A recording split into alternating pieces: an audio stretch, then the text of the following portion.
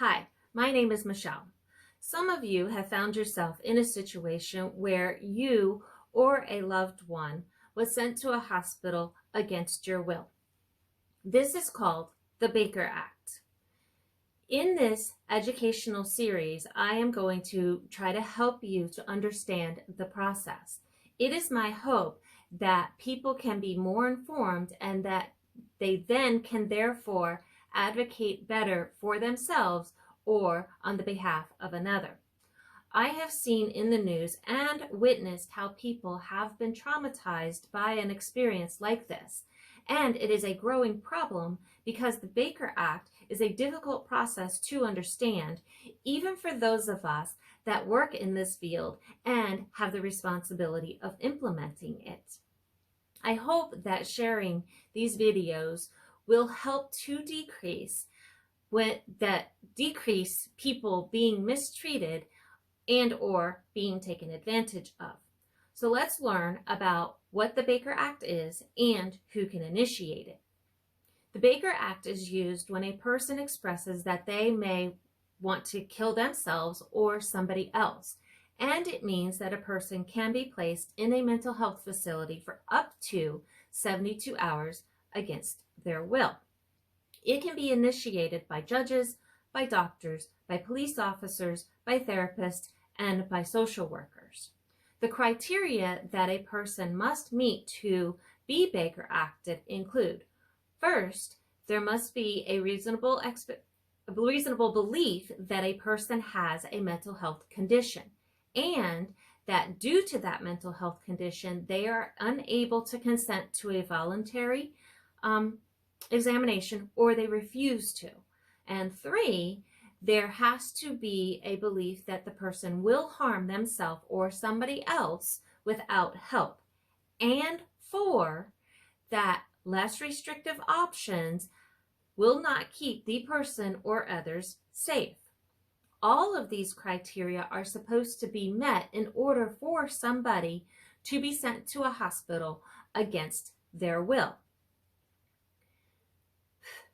In today's climate, I have witnessed people that have written something on social media or in an email or in a text, and even though they did not have intent, they found themselves in a Baker Act facility against their will. The spirit of the Baker Act is to help a person get appropriate treatment when they are experiencing a significant low in their life. The Baker Act is supposed to be a short-term intervention. What is supposed to happen is that the person is to get an evaluation, be stabilized, and then returned to their daily life as soon as possible. Seeking help to process our thoughts and feelings takes a lot of courage. When a person does this, they should feel safe to share those thoughts and feelings without fear. That is the reason that trust and confidentiality are key components to the therapy process.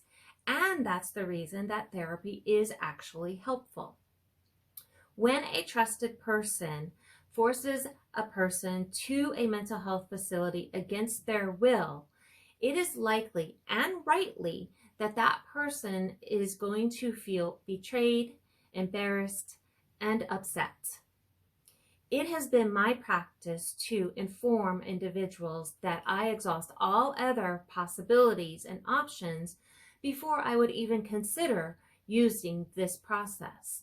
Many therapists exercise this same approach. Here are some things that we can do to avoid a Baker Act. We can help a person understand that their life has worth and get them focused on solutions. If a person is willing to what we call contract, basically assure us that they aren't going to hurt themselves or somebody else, then we don't have to Baker Act. I have also had a person that has told me that they were going to take a whole bunch of pills that night that they had just gotten from the pharmacy.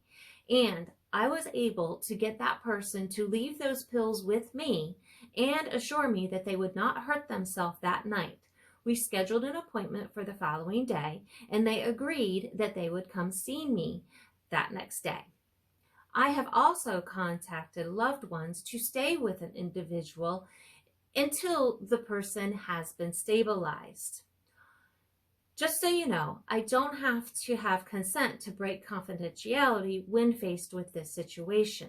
However, more importantly, a person would prefer that I break confidentiality in this way rather than sending them to a mental health facility against their will.